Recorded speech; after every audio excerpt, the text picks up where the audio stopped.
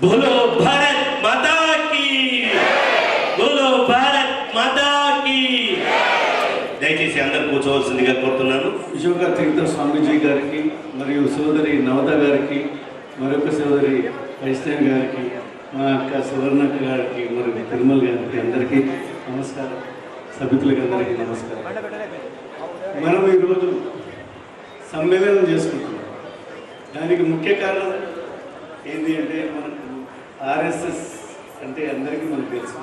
100 సంవత్సరాలు పూర్తి చేసుకున్న సందర్భంగా హిందువులలో చైతన్యం తేవడానికి ఇంకా సంఘటితం చేయడానికి మళ్ళీ ఇంకో కార్యక్రమం మొదలుపెట్టుకుని 100 సంవత్సరాల ఉత్సవం 100 సంవత్సరాల పండుగ చేసుకోవడానికి మనకందరికి కూడా ఒక అవకాశాన్ని ఆర్ఎస్ఎస్ ఇచ్చింది. ఈరోజు మనం చేయాల్సిందల్లా ఏంటంటే మనల్ని మనం గుర్తించుకోవడం, మనలో మన ఐక్యత పెంచుకోవడం. ఎందుకంటే మనం ఈరోజు ఏదైనా జరుగుతుంటే మన ఇంట్లో కాదు కదా అని చెప్పేసి వెళ్ళిపోతున్నాం. అలా కాకుండా ఎక్కడైనా కానీ హిందూ బంధువులకు ఎక్కడైనా కానీ ఏదైనా జరిగినా కానీ ఆగి వారికి సపోర్ట్గా నిలబడి మనం కూడా వాళ్ళతో పాటు కష్టాల్లో పాల్గొంటే మనం ఇంకా సంఘటితం అవుతామని చెప్పేసి నా నమ్మకం. దాంట్లో భాగంగానే ఈరోజు వినాయకుల బావి బస్తీలో మేము తిరిగినప్పుడైతే మాకు కనిపించింది. ప్రతి చోట కూడా ఎంతో ఉత్సాహంతో ఎదురొచ్చి మేము వస్తాం ఈ కార్యక్రమం అని చెప్పేసి ఇంతమంది వచ్చినందుకు ధన్యవాదాలు తెలుసుకుంటూ ముగిస్తున్నాను. ధన్యవాదాలండి. తర్వాత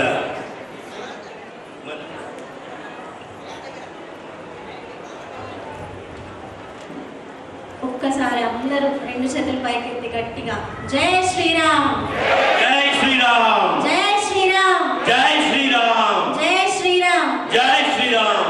జై శ్రీరామ్. అందరికీ ముందుగా వేదిక మీద ఉన్న స్వామీజీ గారికి, నవత గారికి, కార్పొరేటర్ సువర్ణ గారికి, ధన్పలన్న దత్తాత్రి గారికి, గంటా తిరుమలన్నకి, ఇంకా వేదిక ముందర ఉన్న పెద్దలందరికీ నా నమస్కారాలు. మనమందరం ఇక్కడ ఈ హిందూ సమ్మేళనంలో కలవడం చాలా ఆనందంగా ఉంది. మన ఆర్ఎస్ఎస్ 100 సంవత్సరాలు పూర్తి చేసుకొని మనకి దాని సందర్భంగానే హిందూ సమ్మేళనాలు అనేవి నిర్వహిస్తుంది. మనకి మన హిందూ సాంప్రదాయాలు, మన సనాతన ధర్మం అనేవి ఎంత ముఖ్యమో అవి ఈ సమ్మేళనం ద్వారా మనందరికీ తెలియజేయడానికే మన ఆర్ఎస్ఎస్ వాళ్ళు ఇవి ప్రోత్సహిస్తున్నారు. మన సాంప్రదాయంలో ఎక్కడ లేని ముచ్చటైన కళలు ఉంటాయి, చిన్న చిన్న పండగలు ఉంటాయి. వాటిని మనం ప్రోత్సహిస్తూ అందరం కలిసి చేసుకున్న నాడు అది ఎంతో ఆనందంగా ఉంటాయి. అలాగే మనం మన పిల్లలకి ఆ పండగల యొక్క విశిష్టత తెలుపుతూ, అలాగే కలిసి జరుపుకుంటే ఎంత బాగుంటుందో కూడా తెలియజేస్తూ మన సంప్రదాయాన్ని ముందుకు తీసుకెళ్తూ ఉంటే బాగుంటుంది. దాని గురించి అని చెప్పే మన ఆర్ఎస్ఎస్ వాళ్ళు ఈ సమ్మేళనాలన్నీ నిర్వహించి మన సాంప్రదాయాలు, మన సనాతన ధర్మం ఎలా ఉంటుంది, మనందరం దాన్ని ఎలా ముందుకు తీసుకెళ్ళాలి అని తెలియజేయడానికే ఇవన్నీ ప్రోత్సహిస్తున్నారు. మీరందరూ సమ్మేళనానికి వచ్చి దీన్ని అంతా మంచిగా అందరూ వచ్చి ఇట్లాగా సక్సెస్ చేసినందుకు చాలా చాలా థ్యాంక్ యూ అండి. ధన్యవాదాలమ్మా.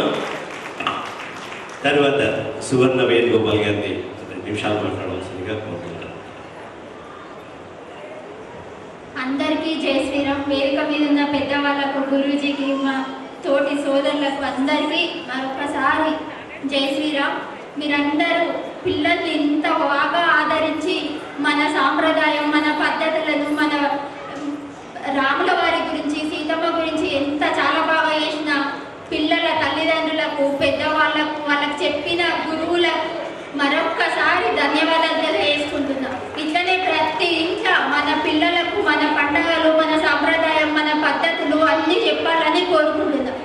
అంతేకాకుండా మనం హిందువులం అంటే మనం బంధువులము, మన పద్ధతి కంపల్సరీ మన పిల్లలకు చెప్పాలి. ఇంగ్లీష్ కల్చర్ నేర్చుకుంటున్నారు, మన పద్ధతులు మనము పోగొట్టుకోవద్దు. ధన్యవాదాలండి మాకు ఇచ్చిన ఈ అవకాశానికి. ధన్యవాదాలమ్మా. ఇప్పుడు వైయక్తిక గీత జరుగుతుందండి.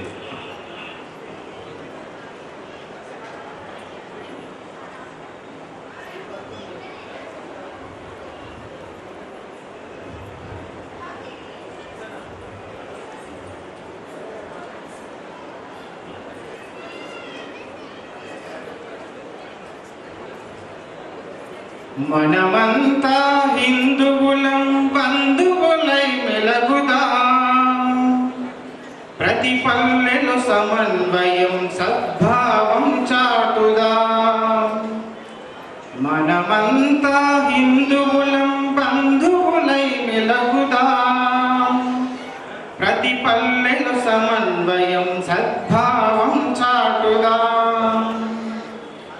మానవులిలో మాధవుణ్ణి దర్శించినది దేశం. సమాజ రూపే ఈశ్వరుణ్ణి సేవించినది ధర్మం. ఆలయాన వెలసిన దేవుని పద సన్నిధిలో, ఆలయాన వెలసిన దేవుని పద సన్నిధిలో అంతరాలు మరచి మనం అర్చన కొనసాగిద్దాం. మనమంతా హిందువులం, బంధువులై మెలగుదాం. ప్రతి పల్లెలో సమన్వయం, సద్భావం చాటుదాం. నింగి నిప్పు నేల గాలి జలం దైవ ప్రసాదం. అందరికవి అందినప్పుడు జనజీవన వికాసం. జలవనరుల వాడుకలో కులమెందుకు ప్రమేయం.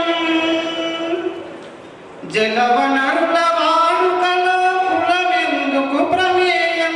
ప్రకృతి తల్లి ఒడిలోన మనమంతా సమానం. మనమంతా హిందువులం, బంధువులై మెలగుదాం. ప్రతి పల్లెలో సమన్వయం, సద్భావం చాటుదాం.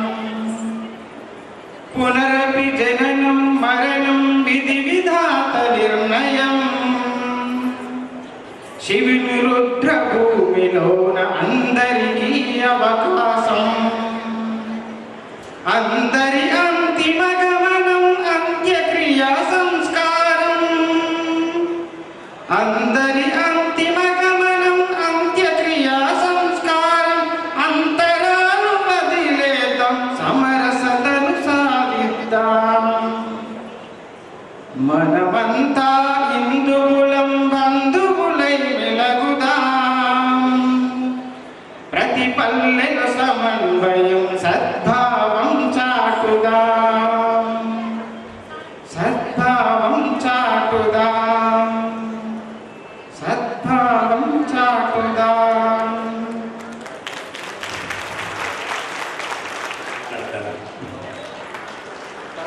గట్టిగా కరకాల ధ్వనులతో వారిని ఆహ్వానిస్తారు.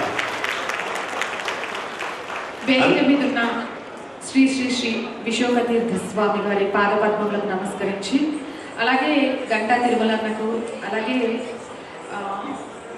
ధన్పాలన్నకు, అలాగే వైష్ణవి గారికి, అలాగే సువర్ణ గారికి అందరికీ నమస్కారాలు తెలియజేస్తూ, వేదిక ముందున్న పెద్దలందరికీ కూడా నమస్కారాలండి. పిల్లలందరికీ కూడా శుభాశీస్సులు.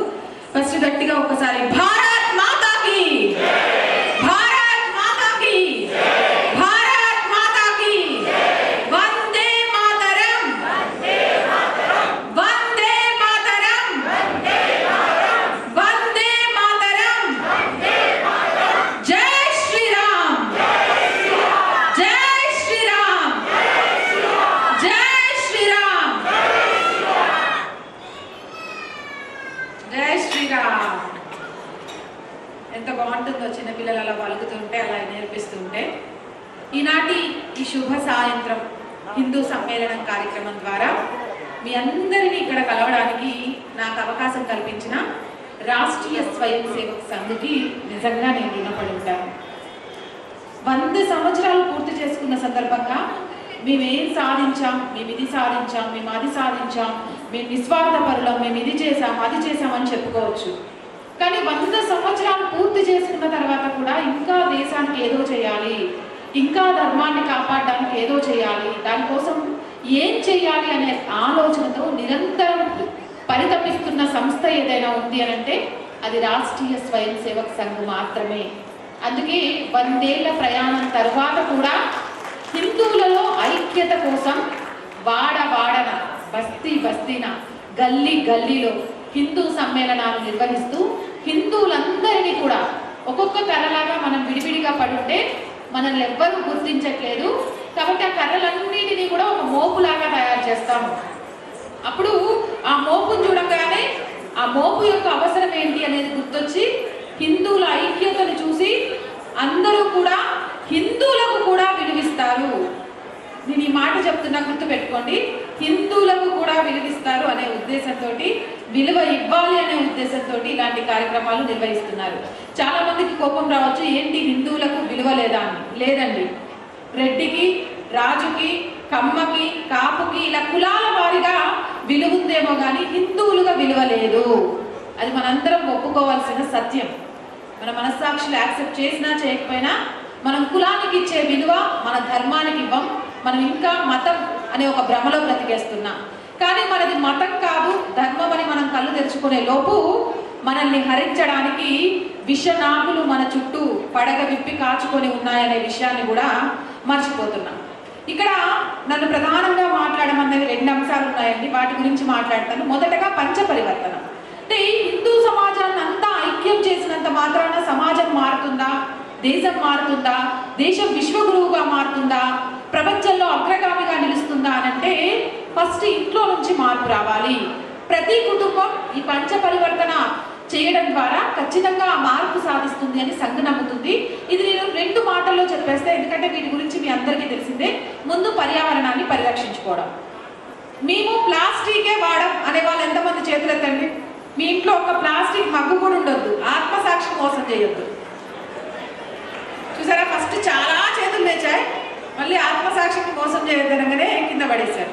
1-2 చేతులు మాత్రమే ఉన్నాయి. వాళ్లకు అందరి తరపు నుంచి కృతజ్ఞతలు. ఎందుకంటే మనకు క్యాన్సర్ ఎంత పెద్ద భూతమో ఈ విశ్వానికి, ఈ పర్యావరణానికి ప్లాస్టిక్ అంత పెద్ద భూతం, అంత పెద్ద వ్యాధి. కాబట్టి ప్లాస్టిక్ వాడకాన్ని మీ జీవితంలో నుంచి కొంచెం కొంచెంగా తగ్గించండి. ఈ రోజే నేను ఒకరి ఇంటికి వెళ్ళినాక తెలుసుకున్నాను, వాళ్ళ ఇంట్లో ఒక ప్లాస్టిక్ వస్తేనట దాన్ని మళ్ళీ బయటికి మోనివ్వరట. ఏం చేసుకుంటారు, మెద పెట్టి దాచి పెట్టుకుంటారు అంటే కాదు, ప్లాస్టిక్ని పూణేలో రీసైకిల్ చేస్తారట, అక్కడికి పంపిస్తున్నారట నెలకొకసారి. అంటే ఎంత బాధ్యతాయుతంగా ఉన్నారు, అలా మనం ఎంత బాధ్యతాయుతంగా ఉండాలి అనేది గుర్తుంచుకోండి. ప్లాస్టిక్ని అసలు వాడద్దు, పొరపాటున వాడాల్సిన పరిస్థితి వస్తే దాన్ని ఎక్కడ పడితే అక్కడ పడేయద్దు. మొక్కలు పెంచాలి, నీటిని వృధా చేయకూడదు, ఆహారాన్ని వృధా చేయకూడదు, పర్యావరణాన్ని పరిరక్షించుకోవడం గురించి మీ అందరికీ చాలా తెలిసే ఉంటుంది. ఇంతకంటే దీని గురించి నేను ఎక్కువగా మాట్లాడాలి అనుకోవట్లేదు, ఎందుకంటే ఇంతకు మించి మనం మాట్లాడుకోవాల్సిన అంశాలు ఉన్నాయి కాబట్టి. ఇక రెండవది మన బాధ్యతలు.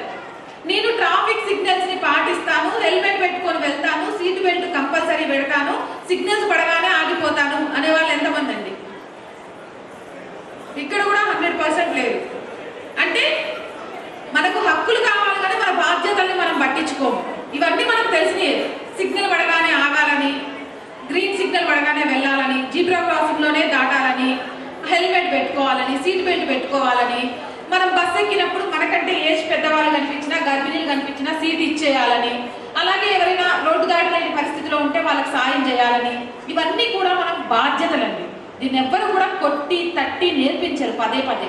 ఇవి మనకు మనం నేర్చుకొని, అన్నిటికంటే ముఖ్యంగా మీరు గుర్తుపెట్టుకోవాల్సిన బాధ్యత ఏంటంటే, తాగి డ్రైవ్ చేయడం తప్పా కాదా? తాగి డ్రైవ్ చేయడం తప్పేనా? ఒప్పుకుంటారా? మరి తాగి ఓటేయడం కరెక్టా? తాగి ఓటేయడం కరెక్టా? ఈరోజు ఓటు మొత్తం దేనికి అమ్ముడు పోతుంది? దేనికి అమ్ముడు పోతుంది? అంతే కదా, చుక్క ముక్క నోటు, ఈ మూడింటికే కదా. ఒప్పుకున్నా ఒప్పుకోకపోయినా తాగి డ్రైవ్ చేయడం ఎంత తప్పో తాగి ఓటు వేయడం కూడా అంతే తప్పు. కాబట్టి బాధ్యతాయుతమైన పౌరుడిగా ఓటు వేయడానికి వెళ్ళేటప్పుడు మీ ఓటును నమ్ముకోండి, అమ్ముకోకండి. ఇది మీరు గుర్తుపెట్టుకోవాల్సిన ముఖ్యమైన బాధ్యత. ఇక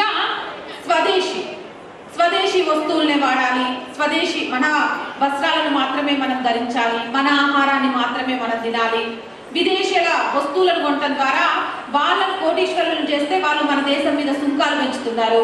ఎండ్ ఆఫ్ ది డే మన దేశం సొమ్ము ఎవరికో పరాయుడికి పోవడం కంటే మన దేశం సొమ్ము మనమే ఖర్చు పెట్టుకోవాలి. మన పిల్లలకి లంగా జాకెట్లు వేయడము, మన సంస్కృతి నేర్పించడము, మన ఆలయాల గురించి నేర్పించడము, మన పద్ధతులు నేర్పించడం చేయాలి. అలాగే మన రైతులు కాలానుగుణంగా పండించే పంటలని మనం తినాలి. ఇది స్వదేశీ కిందికి వస్తుంది. దీని గురించి నేను పెద్దగా మాట్లాడాలనుకోవట్లేదు. కానీ మిగిలిన 2 ఉన్నాయి. ఈ రెండింటి గురించి చాలా మాట్లాడుకోవాలి మనం. ఫస్ట్ది కుటుంబ ప్రబోధన్. నేను చెప్పాలనుకుంటున్న సీరియస్ అంశం. ఎందుకు అనంటే నాకు తెలిసి ఇది 30వ హిందూ సమ్మేళనం అనుకుంటా అంటే నేను పాల్గొనడం. ఈ 30 హిందూ సమ్మేళనంలో మేము యాంత్రికంగా కాదు మనుషులుగా బ్రతుకుతున్నామన్న సంఖ్య చాలా తక్కువగా కనిపించింది. ఒకే గూట్లో బ్రతుకుతున్నాం మనం, పక్షులు బ్రతికినట్టు ఒకే గూట్లో బ్రతుకుతున్నాం. ఒకరికొకరు పట్టనట్టు, ఒకరితో ఒకరికి సంబంధం లేనట్టు. ఇప్పుడు ఇక్కడ కూర్చున్న మగవాళ్ళంతా కళ్ళు మూసుకొని మీ భార్య కట్టుకున్న చీర కలర్ ఎంతమంది చెప్పగలరు? మీ భార్యల వైపు చూడకుండా ఎంతమంది చెప్పగలుగుతారు? ఒక్కరు చెప్తారని అక్కడ తాతగారు ఒక్కరు చేయెత్తారు, ఒకరో ఇద్దరు. ఈ వాటికి వీళ్ళు చూసేసి ఉంటారు, అందుకని చిన్నగా చేతులు లేపారు. నాకు అర్థమైపోయింది. అంటే పొద్దున్న నుంచి సాయంత్రం దాకా తనేంటో మర్చిపోయి మన కోసం పని చేస్తూనే ఉండేది ఎవరంటే శ్రీమూర్తి, తల్లి, భార్య. వాళ్ళ గురించి వాళ్ళు మర్చిపోతారు. మనకు బాక్సులు కట్టామా లేదా, మనకు టిఫిన్ ఇచ్చారా లేదా, మధ్యాహ్నం అవ్వగానే మా వారు ఇంకా లంచ్కి రాలేదేంటని, ఏమంటే ఇంకా భోజనానికి రాలేదేంటని, సాయంత్రం మీరు వచ్చేసరికి అన్ని రకాల మీకు కావాల్సిన సపర్యలన్నీ చేసి పెట్టే భార్యకు సంబంధించి మీరు ఇస్తున్న విలువ కనీసం ఆమె కట్టుకున్న చీరను కూడా గుర్తుపెట్టుకోకపోవడం. రాముడికి ఆంజనేయ స్వామి సీతామాతను చూశాను అని చెప్పి ఆవిడకి సంబంధించిన ఒక వస్తువును చూపించగానే గుర్తుపట్టేసి ఆ హనుమంతుడు చూసింది నా సీతమ్మనే కాబట్టి రావణుడి మీదకి యుద్ధానికి వెళ్ళొచ్చు అని డిసైడ్ అయిపోయారు. అంటే సీతమ్మను రావణాసురుడు ఎత్తుకుపోయినాక ఎన్నో రోజుల తర్వాత తలలో పెట్టుకున్న దాన్ని చూసి కూడా రాముడు గుర్తుపట్టాడు. కానీ ఈ రోజు మన భార్య కట్టుకున్న చీరను మనం గుర్తుపట్టలేకపోతున్నాం. మనకు ప్రతిదానికి సీతారాములు ఆదర్శం, కానీ మనం బ్రతకడానికి, మనం జీవించడానికి వాళ్ళని ఆదర్శంగా తీసుకోవట్లేదు. మాటల్లో చెప్పుకుంటున్నాం, కలిసినప్పుడల్లా మాటల్లో చెప్పుకుంటున్నాం. అమ్మా మీరు చెప్పండి, మీ హస్బెండ్స్కి ఎన్ని బ్యాంకుల్లో అకౌంట్ ఉన్నాయనే విషయం మీకు తెలుసా? ఎంతమంది ఆడవాళ్ళకి తెలుసు? ఎన్ని బ్యాంక్స్లో మీ భర్తలకి అకౌంట్ ఉన్నాయి? లేదా మీ భర్తలు కుటుంబాన్ని నడపడం కోసం ఎంత అప్పు చేస్తుంటారు ఇప్పటి వరకు? అక్కడ ఒక్క ఆవిడకు తెలుసు అంతే.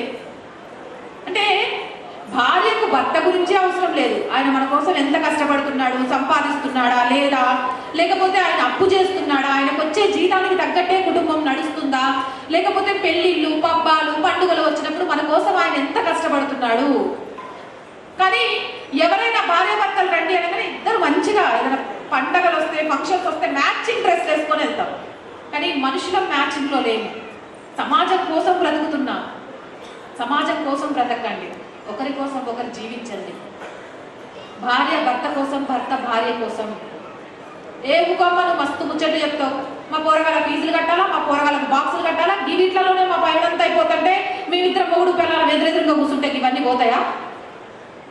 మిమ్మల్ని చూసి మీ పిల్లలు నేర్చుకుంటారండి. మీరు బాక్సులు కట్టేది గమనిస్తారు, మీరు ఒకరితో ఒకరు మాట్లాడుకుంటున్నారా లేదా గమనిస్తారు, అసలు పెళ్లి అంటే ఏంటి, ఆ బంధం విలువేంటి అనేది కూడా గమనిస్తారు. ఈ కాలం పిల్లల్ని తక్కువ అంచనా వేయొద్దు. అందుకే ఈ కాలం పిల్లలు పెళ్లి చేసుకోమంటే పెళ్లి ఇప్పుడు ఏముంది, కెరియర్ సెట్ అవ్వనివ్వండి, చూద్దాం, ఆలోచిద్దాం. అప్పుడు కూడా పెళ్లి కంటే లివింగ్ రిలేషన్ బెటర్ ఏమో. పెళ్లి చేసుకొని గొడవలు పడి పిల్లల్ని కానీ వాళ్ళని పెంచడం కోసం అని మనం కష్టపడి అనే పరిస్థితికి పిల్లలు వస్తున్నారంటే మనమే కాదు. ఇప్పుడు తల్లిదండ్రులను ఒక ప్రశ్న అడుగుతాను, మీ పిల్లలకు ఎంతమంది స్నేహితులు ఉన్నారు? అలాగే మీ పిల్లలు స్నేహితులతో ఫోన్ వచ్చినప్పుడు మాట్లాడడానికి మా ముందే మాట్లాడతారు, బయటికి వెళ్ళి మాట్లాడు. సోషల్ మీడియా అకౌంట్స్లలో వాళ్ళు ఎవరితో స్నేహం చేస్తున్నారో మాకు తెలుసు. వాళ్ళ ఫోన్లో, ట్యాబ్లలో ఎవరెవరితో స్నేహం చేస్తున్నారో, ఫేస్బుక్ కానీ, ఇన్స్టా కానీ, ట్విట్టర్ కానీ, ఇంకోటి కానీ మాకు తెలుసు అనే తల్లిదండ్రులు ఎంతమంది? ఒక్కరు, ఇద్దరు. అంటే మన పిల్లలకు ఫీజు కట్టగానే మన పని అయిపోయిందా? మన పిల్లలకి ఏసీ పెట్టించగానే మన పని అయిపోయిందా? సమ్మర్ రాగానే మన పిల్లలకు ఒక డ్రైవర్ని పెట్టేసి స్కూల్లో దించమని తీసుకురమ్మనగానే మన పని అయిపోయిందా? లేకపోతే మన పిల్లలకు పొద్దున బాక్సు, మధ్యాహ్నం లంచ్, సాయంత్రం స్నాక్స్, నైట్ డిన్నర్ వండి పెట్టగానే మన పని అయిపోయిందా? పిల్లల్ని ప్రేమతో పెంచుతున్నారా, లేకపోతే తల్లిదండ్రులం కాబట్టి బాధ్యతగా పెంచుతున్నారా? వీళ్ళని ఒక ఉన్నత స్థాయిలో నిలబెట్టకపోతే రేపు వీళ్ళు మా మీద వచ్చి పడతారు, ఏందయ్యా పోరగాళ్ళని ఇట్లా తయారు చేసిందని సమాజం అడుగుద్ది కాబట్టి పెంచుతారు. అవునా కాదా? మీ పిల్లలు ఎవరితో స్నేహం చేసేది మీకు తెలియదు. మీ పిల్లలకు సోషల్ మీడియాలో ఏ అకౌంట్లు ఉన్నాయో మీకు తెలియదు. మీ పిల్లలు ఎందుకు ఫ్రెండ్ కాల్ చేస్తే మీ ముందు మాట్లాడలేకపోతున్నాడు అనేది మీకు తెలియదు. ప్రతి ప్రశ్నకు తెలియదు అనంటే మనము, పక్షులు, జంతువులు అన్ని సమానమైనట్టున్నాయి కదా. మనకు వాటికి ఉన్న తేడా ఏంటంటే ప్రేమ, ఆప్యాయతలు, సంబంధ బాంధవ్యాలు. కానీ ఈ రోజుల్లో అవి కనుమరుగైపోతున్నాయి. భర్త ఇంటికి వచ్చేసరికి టీవీ బంద్ చేసే భార్యలు లేరు, అలాగే భార్య మన పక్కన కూర్చోగానే ఫోన్ పక్కకు పడేసే భర్తలు లేరు. ఇవి రెండూ జరగట్లేదు. బెడ్రూమ్లో నుంచి హాల్లోకి మాట్లాడుకోవడానికి కూడా ఈరోజు మనం సెల్ ఫోన్ ఉపయోగిస్తున్న దౌర్భాగ్య స్థితిలో బ్రతుకుతున్నాం. ఆ బ్రతుకును వీడుదాం. ఎందుకు చెప్తున్నానంటే అండి, ఈరోజు మీరు సంపాదించాల్సింది ఆస్తులు కాదు, మీ పిల్లల భవిష్యత్తును. పిల్లల భవిష్యత్తు మీకు తెలియకుండానే ఒక విష సర్పాల చుట్టూ చేరిపోయి ఉన్నాయి. 15 సంవత్సరాల నుంచి 17 సంవత్సరాల మధ్య 180 మంది ఆడపిల్లల జీవితాలను ఒకడు వీడియోలు చిత్రీకరించి బెదిరించి పైసలు వసూలు చేయించగలుగుతున్నా ఆ పిల్లలు తల్లిదండ్రులకు చెప్పుకోలేకపోతున్నారు. అంటే తల్లిదండ్రులుగా మనం పాస్ అవుతున్నామా, ఫెయిల్ అవుతున్నామా? మీరే ఆలోచించండి. ఒక కూతురిని బాగా చదివించి విద్యావంతురాలని చేసి ఒక పెద్ద కంపెనీలో ఉద్యోగం వచ్చిన తర్వాత కూడా తనను బురకా వేసుకోమని, బీప్ తినమని, లేకపోతే నమాజ్ చేయమని వేధిస్తున్నా మనతో చెప్పుకోలేని దుస్థితిలో మన కూతురు, మన కొడుకు ఉన్నారు అని అంటే వాళ్ళకు మనం ప్రేమ పంచుతున్నామా, భయాన్ని పంచుతున్నామా? ఇలానే చూస్తూ ఉంటే ఈరోజు ఒక టీసీఎస్లో జరిగింది, ఒక యూపీలో జరిగింది, రేపు నిజామాబాద్ గల్లీలో మీ ఇంట్లో జరిగినా కూడా ఆశ్చర్యపోనవసరం లేదు. పిల్లలకు సంపాదన కాదు ఇవ్వాల్సింది, మీ సమయం. మీ సమయాన్ని వాళ్ళకి ఇవ్వండి, వాళ్ళతో మాట్లాడండి, వాళ్ళ మనసులో ఉన్న భావాలు ఏంటి అని అడగండి. నీ కూతురు ఎందుకు అలా ఉందో మీకే తెలియకపోతే ఇంకెవరికి తెలుస్తుంది? తనకు జరిగే అన్యాయాన్ని నీ కొడుకు, కూతురు మీకే చెప్పుకోలేకపోతే ఇంకెవరికి చెప్పుకుంటారు? లవ్ జిహాద్, ఇది వినడానికి చాలా ఈజీ పదం లాగా కనిపిస్తూ ఉంటుంది. ఏదో ఒక ఇంటికి వచ్చింది, మనకేంటి దీంతో సంబంధం అనిపిస్తుంది. కానీ మీకు తెలుసా, మీ పిల్లలు ఇప్పటి వరకు ఎవ్వరి ఊపిలో పడకుండా, లేకపోతే ఎవ్వరికి భయపడకుండా బ్రతుకుతున్నారని గుండెల మీద ధైర్యంగా చేసుకొని చెప్పగలిగే తల్లిదండ్రులు ఎంతమంది ఉంటారు? లేరు. ఎందుకంటే మన పిల్లలతో మాట్లాడితే కదా, మన సంస్కృతి ఏంటి అనేది వాళ్ళకి నేర్పిస్తే కదా. వాళ్ళతో అమ్మా నాన్న అని పిలిపించుకోవడానికే మొహమాట పడుతూ మమ్మీ డాడీ అని పిలిపించుకునే సంస్కృతిలో బ్రతుకుతున్న మనం ఈరోజు పిల్లలు ఏమైపోతే ఏంటి? మన సంస్కృతి వాళ్ళకి నేర్పించాం, మన సాంప్రదాయం వాళ్ళకు నేర్పించాం, అమ్మా నాన్నలాగా వాళ్ళ ముందు కనిపించాం. కనీసం వాళ్ళు ఏంటి అనేది మనం అడగం. వాళ్ళకి చివరికి కష్టం వచ్చిన రోజు, అమ్మా పలానా వాడు నన్ను నేర్పిస్తున్నాడే, ఇది నేను అనుభవంతో చెప్తున్నా, నా కళ్ళ ముందు కొన్ని కేసులు చూసి చెప్తున్నా. అమ్మా పలానా వాడు నన్ను ఏడిపిస్తున్నాడు, నాన్న పలానా వాడు నన్ను ఏడిపిస్తున్నాడు అంటే తల్లిదండ్రుల నుంచి వచ్చే మొదటి సమాధానం నేను చెప్పనా? ఎవడో వాడు పాపిట, వాడి సంగతి చూద్దామని కాదు. నువ్వేం చేసినావో, నువ్వు ఏడబడితే ఆడ తిరగొద్దంటే ఇంటవా? గమ్ము ఇంట్లో కూర్చుంటే ఇవన్నీ వచ్చాయా? ఇంట్లో కూర్చొయ్యాలంటే నువ్వు బయట తిరగొద్దు. కానీ ఇది చాలా తల్లిదండ్రుల నోట్లో నుంచి వచ్చే మాట. తప్పు చేసింది నీ బిడ్డ కాదు, హౌలగాడు. ఆ హౌలగాడు తప్పు చేస్తే నీ బిడ్డను ఎందుకు ఇంట్లో కూర్చోబెడతారు? ఎవడైనా సరే ఆడపిల్లను తప్పుగా చూస్తే చెప్పుతో కొట్టే విధంగా నీ బిడ్డను పెంచండి.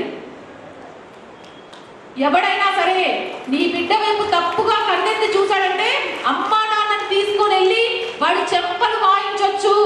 నా అమ్మా నాన్న దగ్గర నా చనువు ఉంది అనే విధంగా మీ పిల్లల్ని పెంచండి. లేకపోతే ఎవరికి చెప్పుకోవాలో తెలియక, ఎవడు మనల్ని ఆగం చేస్తున్నాడో అర్థం కాక మాయ మాటలకి, వాడు చూపించే చిన్న చిన్న ఆనందాలకి, ఒక డ్రెస్ కొనిస్తేనో, ఒక సినిమా చూపిస్తేనో, ఒక రోజు షికార్కి తీసుకెళ్తేనో వాళ్ళ జీవితాన్ని రాసిచ్చేస్తున్నారు ఓయో రూమ్లలో. ఆ తర్వాత దాంట్లో నుంచి బయటపడలేక కొందరు ప్రాణాలు తీసుకుంటుంటే మరి కొందరు సూట్ కేసుల్లో ముక్కలుగా మారిపోతున్నారు. ఈరోజు మన బిడ్డ అలా కాలేదు అంటే ఆనందంగా ఉంటాం, కానీ రేపు మన బిడ్డ అలా కాకుండా ఉండడం కోసం మనం మారుదాం. యంత్రాలుగా కాదు మనం బ్రతికేది, మనం బ్రతకాల్సింది మనుషులుగా, మనసున్న మనుషులుగా. మనుషుల కోసం సమయం ఇద్దాం. ముఖ్యంగా పిల్లలని ఇంటి పెద్దల దగ్గర పెంచుదాం. అమ్మమ్మ తాతయ్య, నాన్నమ్మ తాతయ్య మన ఇంట్లోనే ఉంచుకుందాం. చిన్న కుటుంబం, చింతలేని కుటుంబం అని పెద్దవాళ్ళని ఎక్కడో దూరంగా పెట్టి కనీసం సెలవులు వచ్చినప్పుడు కూడా పిల్లల్ని వాళ్ళ దగ్గరికి తీసుకెళ్లకుండా ఉంటే వాళ్ళకు మంచి చెడులు చెప్పే వాళ్ళు ఎవరు? వాళ్ళ వయసుకు వచ్చినాక వాళ్ళ అనుభవం పిల్లలకు మీకు చాదస్తంగా కనిపించవచ్చు, కానీ ఆ అనుభవమే చాలా గొప్పది. ఈరోజు బ్రతకాల్సింది ఉమ్మడి కుటుంబంగా. ముఖ్యంగా ఏ ఇంట్లో అయితే తాతయ్య నానమ్మ, అమ్మమ్మ తాతయ్య ఇలా పెద్దవాళ్ళు ఉంటారో ఆ ఇంట్లో పిల్లలు చాలా క్రమశిక్షణతో ఉంటారు. నేను నమ్ముతా దాన్ని. ఎందుకంటే తల్లిదండ్రులతో కూడా పంచుకోలేని ఎన్నో విషయాలని, ఆటపాటలని, సమయాన్ని, ఎలా ఉండాలి అనేక విషయాల్ని వాళ్ళ ద్వారా తెలుసుకుంటారు. కాబట్టి పెద్దవాళ్ళు భారమయ్యారు అనుకోకుండా మీ పిల్లల బాధ్యతను మీ పెద్దవాళ్ళకి అప్పచెప్పండి. అప్పుడు మీరు హాయిగా ఉండొచ్చు, వాళ్ళు చూసుకుంటారు మీ పిల్లల్ని. వయస్సు అయిపోయిన తర్వాత చాదస్తమని వాళ్ళని పక్కన పెట్టకండి. మీ పిల్లల ముందు మీ పెద్దవాళ్ళ గురించి తప్పుగా మాట్లాడకండి. చాలా మంది పేరెంట్స్ చేసే తప్పిదే. అమ్మ నాయనమ్మ పిలుస్తుందనో, అమ్మ నాన్న తాతయ్య పిలిస్తే ఏ ఊరికే పిలుస్తూనే ఉంటాడు, ఆగమని రాదు కాసేపు అని మీ నాన్నని నువ్వు కసిరించుకుంటే నీ మీద నీ కొడుకు ఏం రెస్పెక్ట్ ఉంటుంది? నీ మీద నీ బిడ్డకి ఏం రెస్పెక్ట్ ఉంటుంది? వాళ్ళ మీద ఏం రెస్పెక్ట్ ఉంటుంది?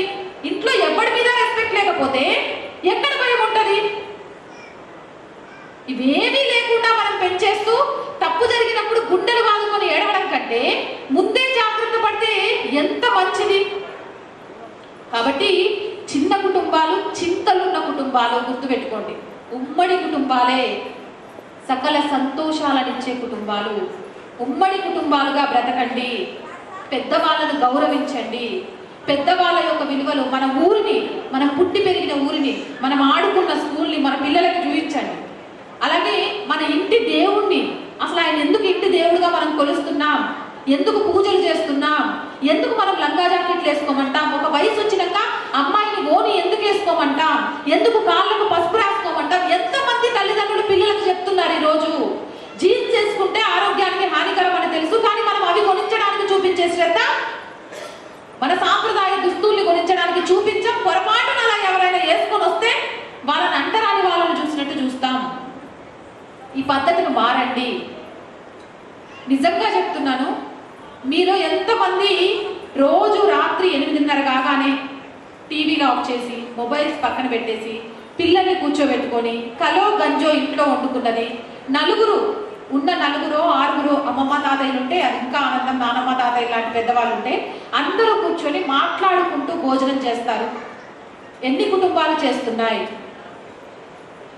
ఒక్క కుటుంబం, 2 కుటుంబాలు, 3 తిప్పి కొడితే 10 కుటుంబాలు కూడా లేవు.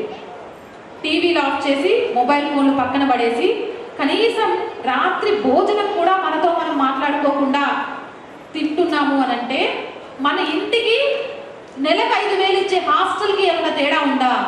నీ బిడ్డ హాస్టల్లో ఉండొచ్చిన దానికి ఇంటికి వచ్చిన దానికి నీ బిడ్డకి ఏమైనా తేడా కనిపిస్తోందా? అలాంటప్పుడు నీ బిడ్డ ఇంటికి ఎందుకు రావాలనుకుంటుంది? ఆ హాస్టల్ జీవితమే సుఖం అనుకుంటుంది కదా. మీ ఇంట్లో ఎంతమంది పిల్లలకి నాకు వచ్చే సంపాదన ఇది బిడ్డ, ఈ సంపాదనతోటి ఇల్లు తీయడానికి నేను ఇంత కష్టపడుతున్నా, నెలకొస్తే ఇంత సేవింగ్స్ చేస్తున్నా, లేదా నెలకొస్తే ఇంత అప్పు చేస్తున్నా, రేపటి మీ భవిష్యత్తు కోసం ఇలా ఆలోచిస్తున్నా అని ఎంతమంది తల్లిదండ్రులు మీ ఆర్థిక స్థితిగతుల్ని పిల్లలతో పంచుకుంటున్నారు? ఒక్కరే, మొత్తంలో ఒక్కరు.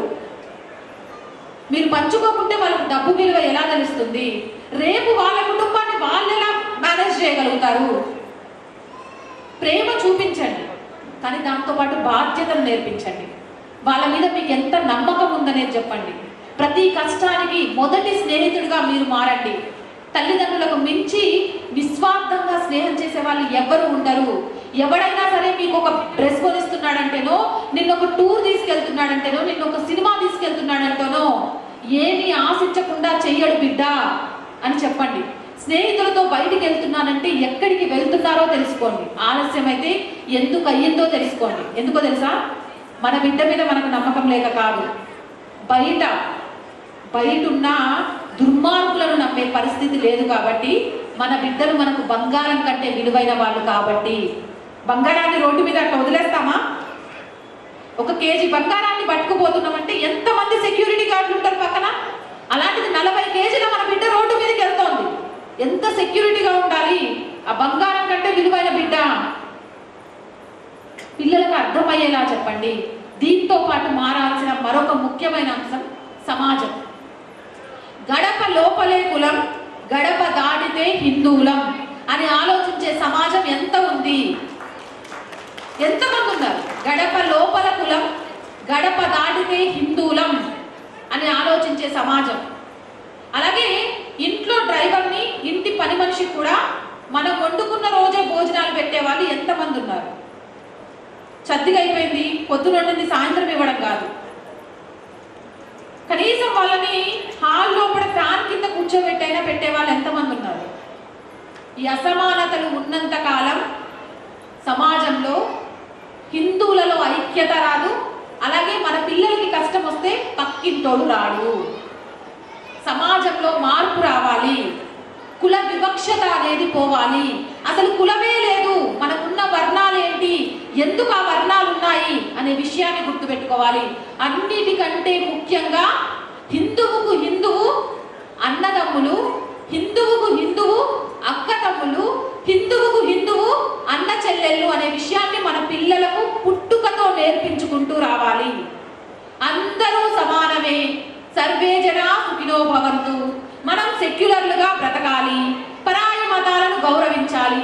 ఇవన్నీ చెప్పుకుంటూ వస్తున్న మనం మన ధర్మాన్ని గౌరవించని వాడిని గూబ గుయ్యం అనేలాగా కొట్టాలి అని నేర్పించట్లేదు. ఏ పాటికి మనం పరాయి మతాలను గౌరవించుకుంటూ పోవాలని చెప్తే అటు వెళ్తున్నారే కానీ ఇటు ఒక అడుగేయమంటే మనల్ని 100 ప్రశ్నలు అడుగుతున్నారు. తప్పు మనదే. మన ధర్మం యొక్క విలువను, ఒక వివక్ష లేని సమాజాన్ని మన పిల్లలకు అలవాటు చేయాలి. అలా అలవాటు చేసిన రోజు నీ ఇంటికి కష్టం వస్తే నీ చుట్టుపక్కల ఉన్న ఇండ్లన్నీ కలిసి నీ దగ్గరకు వస్తాయి. కానీ నువ్వు వివక్షత చూపించి నీకు కష్టం వచ్చినప్పుడు నీ చుట్టూ ఉన్నవాడు రావాలి అంటే ఎందుకు వస్తాడు? నువ్వేమిచ్చావు సమాజానికి నీ కోసం రావడానికి?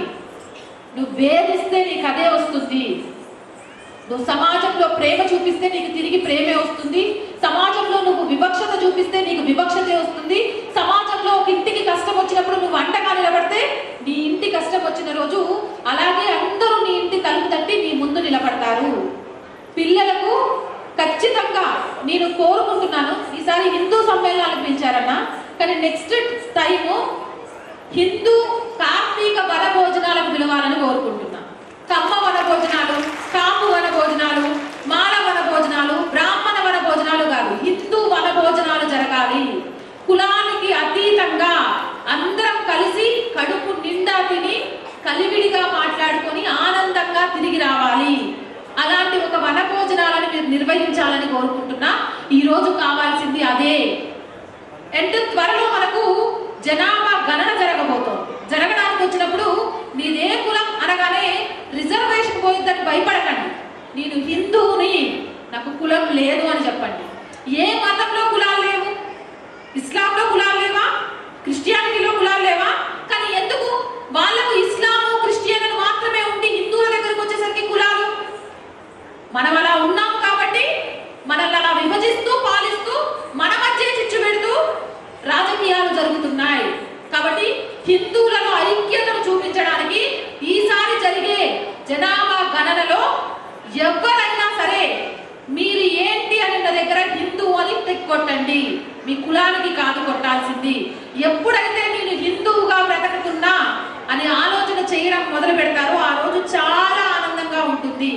అండ్ నెంబర్ 2, మీకు తెలిసిన భాషల గురించి టిక్ కొట్టమని చెప్తారు కదా, సంస్కృత భాషకు కూడా టిక్ కొట్టండి. రోజు వాళ్ళు మనం మాట్లాడే అనేక పదాలలో సంస్కృత పదాలు కూడా ఉంటాయి. సంస్కృత భాషను మాట్లాడుకోవాల్సిన అవసరం కూడా మన మీద ఉంది. అలాగే సంస్కృతాన్ని కాపాడుకోవాల్సిన బాధ్యత కూడా మన మీదే ఉంది. అండ్ మూడవది, మీ పిల్లలకు విదేశీ పాశ్చాత్య సంస్కృతిని నేర్పిస్తున్నట్టుగానే మీ ఇంటి భాషను అంటే మాతృభాషను నేర్పించండి. దేశ భాషలందు తెలుగు లెస్స అని ఇది చాలా సందర్భాల్లో చెప్పాను. మీరు మలయాళీలు అయితే మలయాళం నేర్పించండి, కన్నడ వాళ్ళైతే కన్నడ నేర్పించండి, కానీ మాతృభాషను నేర్పించండి. దాంతోపాటు కుక్కలతో స్నేహాన్ని వదిలిపెట్టి ఆవులతో స్నేహం చేయించడం నేర్పండి. ఒకప్పుడు ఆవులు ఇంటి లోపల ఉంటే కుక్కను గేటు బయట కాపలాకు పెట్టేవాళ్ళం. ఇప్పుడు ఆవును గేటు బయట పెట్టి కుక్కను బెడ్ మీద భార్యాభర్తల మధ్యలో పెట్టుకుంటారు. చాలా చోట్ల పిల్లల్ని గాలి వదిలేసి వాళ్ళని తినమని చెప్తారు, కుక్కకు మాత్రం గోరు ముద్దలు తినిపిస్తారు. నేను ఇక్కడ కుక్క ప్రేమికుల్ని ఎవరు హట్టపడానికి చెప్పట్లేదండి. జరుగుతున్న పరిణామాలు అంటే మనం వేటి మీద ప్రేమ చూపించాలి, వేటితో మన ఆరోగ్యానికి, పర్యావరణానికి, ప్రకృతికి, మన సంస్కృతికి ముడిపడిందో వాటన్నిటినీ మన నుంచి ఎలా దూరం చేస్తున్నారు అనేది అర్థం కావడం కోసం చెప్తున్నాను. ఒక గోమాత మన ఇంటి లోపల ఉన్నది అంటే సకల ఐశ్వర్యం కలుగుతుంది, ఆరోగ్యం కలుగుతుంది. సనాతన హైందవ ధర్మాన్ని కాపాడాలంటే గోమాతను కాపాడాలి, గుళ్ళను కాపాడాలి. ఎంతమంది వారానికి ఒక్కసారైనా సరే మీ పిల్లల్ని తీసుకొని గుడికి వెళ్తున్నారు? ఒక్కరోజు వెళ్ళే టైం లేదా? వారం మొత్తంలో ఒక గంట, ఒక అరగంట గుడికి వెళ్ళి చూడండి, ఎంత ప్రశాంతత వస్తుంది. మీ పిల్లలకు మన సంస్కృతి వైపు ఎంత పరిచయము, అనుభవము, ఆప్యాయత పెరుగుతుంది అనేది. ఈరోజు ఇక్కడ క్లాసికల్ డాన్స్ చేసిన అమ్మాయిలతో మీరు మాట్లాడండి, అలాగే వెస్ట్రన్ డాన్స్ నేర్చుకుంటున్న అమ్మాయిలతో మీరు మాట్లాడండి. ఆటోమేటిక్గా మన సంస్కృతి యొక్క గొప్పతనం ఏంటనేది మీకు ఈజీగా అర్థమైపోయింది. నేను చెప్పాల్సిన అవసరం లేదు. ఒక నాట్యాన్ని నేర్చుకునేటప్పుడే మన సంస్కృతి అంతగా వస్తే ఒక గుడికి వెళ్ళి అక్కడ కాసేపు సమయాన్ని వెచ్చిస్తే ఇంకెంత బాగుంటుంది. అండ్ నేను ప్రతి ఒక్క చోట చెప్తున్నానండి, వీకెండ్ ప్రతి శనివారం మీ దగ్గరలో ఉన్న ఆలయంలో ఒక గంట సేపు భజన కార్యక్రమాలను నిర్వహించండి. ప్రతి శనివారం ఒక గంట సాయంత్రం భజన కోసం మీ షెడ్యూల్లో రాసేసుకోండి. ఆ గుడికి వెళ్ళాలి, ఒక్కరు రాని, ఇద్దరు రాని, 5 మంది రాని, 10 మంది రాని, మనం మన కుటుంబంతో వెళ్ళాలి. హనుమాన్ చాలీసా అయితే హనుమాన్ చాలీసా, ఇంకొకటి అయితే ఇంకొకటి, మనకి ఏ దేవుడు నచ్చితే ఆ దేవుడికి సంబంధించిన పారాయణం చేయాలి ఒక గంట. అలా చేయించిన రోజు పిల్లలు మార్పు వస్తుందండి. రేపు ఎవడైనా సరే నీ రాముడు గొప్పోడు కాదు అంటే, నా రాముడు ఎందుకు గొప్పోడు కాదురా, నీకేం తెలుసు నా రాముడి గురించి మాట్లాడడానికి అని సమాధానం చెప్తారు. రాముడి గురించి, కృష్ణుడి గురించి, దేవీ దేవతల గురించి అపహాస్యం చేస్తుంటే సమాధానం చెప్పలేని స్థితిలో నేటి తరం ఉందంటే రేపటి తరానికి అసలే తెలియదు. అప్పుడు ఏమి ఉండదండి, మనకు పిండం పెట్టేటోడు ఉండడు, మన ఆస్తులు ఉండవు, మన సంపాదన ఉండదు. కనిపించే ఒకటే, పై నుంచి కిందికి కట్టుకున్న బట్టలు లేదా బొట్టు తీసేసి హల్లెలూయా అంటూ మాట్లాడే బైనాలు. సీరియస్ గా చెప్తున్నా, చాప కింద నీరులాగా 2047 కల్లా ఈ దేశాన్ని ఆక్రమించడానికి ప్రయత్నాలు జరుగుతున్నాయి. అందుకే ఆడపిల్లల్ని టార్గెట్ చేస్తున్నారు. ఆడపిల్లలు హిందూ ధర్మంలో ఉన్నారు అని అంటే ఈ హిందూ ధర్మం వృద్ధి చెందుతూ ఉంటుంది వాళ్ళ పిల్లల్ని గంట ద్వారా. అందుకే ఆడపిల్లల్ని లవ్ జిహాద్ ద్వారా మతం మార్చేస్తే హిందూ ధర్మం వృద్ధి చెందదు. ఎందుకంటే మనం ఒకరు ముందు, ఇద్దరు ముందు, ఒకరు హద్దు, అంతకంటే అసలు వద్దు. ఇంకొకటి, 3-4 పిల్లల్ని కనండి. పిల్లల్ని పెంచడం అంటే ఓ బంగ్లాలలో పెంచి కాన్వెంట్ స్కూళ్ళలోనే చదివి అవసరం లేదండి. బయటకు వెళ్ళి చూడండి, 6 పిల్లల్ని కానీ కూడా పెంచుతాను. అలా 6 పిల్లల్ని పెంచినప్పుడు మనం కనీసం 3-4 పిల్లల్ని పెంచలేమా? పెంచగలుగుతాం కదా. ఎందుకు అంటే రేపటి మన ధర్మానికి వాళ్ళే, డబ్బు కాదు రేపు ధర్మాన్ని కాపాడేది, మీరు కన్న పిల్లలే. ఆ విధంగా పిల్లల్ని కాపాడండి, ధర్మాన్ని కాపాడండి, మన సంస్కృతిని కాపాడండి, సాంప్రదాయాన్ని కాపాడండి. ఇలా మాట్లాడమంటే రేపు పొద్దుడు దాకా కూడా నేను మాట్లాడుతూనే ఉంటా, కానీ సమయాభావం అనేది ఒకటి ఉంటుంది కాబట్టి ఒక్కటి మాత్రం చెప్పాలనుకుంటున్నానమ్మా. రేపు మన పిల్లలు మన చేయి దాటిపోయినాక బాధపడటం కంటే ఈరోజు మన పిల్లల్ని కాపాడుకుంటూ, మన పిల్లల భవిష్యత్తు కోసం మన ధర్మాన్ని కాపాడుకుంటూ ఈ దేశానికి బాధ్యతాయుతమైన పౌరుడిగా బ్రతుకుదాం. భారత్ మాతా కీ, భారత్ మాతా కీ, భారత్ మాతా కీ. వందే మాతరం, వందే మాతరం, వందే మాతరం. జై శ్రీరామ్, జై శ్రీరామ్, జై శ్రీరామ్. ఈ అవకాశం ఇచ్చిన పెద్ద పెద్దలందరికీ కూడా మనస్ఫూర్తిగా ధన్యవాదాలండి. ధన్యవాదాలమ్మా. అందరి ఆలోచనలను రేకెత్తే విధంగా మన ముందు మాట్లాడిన నవతమ్మ గారికి ధన్యవాదాలు.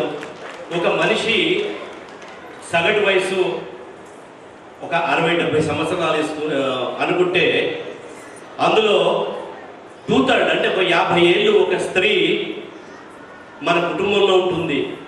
ఆమె మన ఇంట్లో ఒక రోల్ మోడల్గా ఉంటుందనే తల్లి ప్రాధాన్యతను, కుటుంబ వ్యవస్థను ఎంతో ప్రాశస్త్యంగా మన ముందు వివరించినందుకు వారికి మరొకసారి ధన్యవాదాలు తెలియజేస్తూ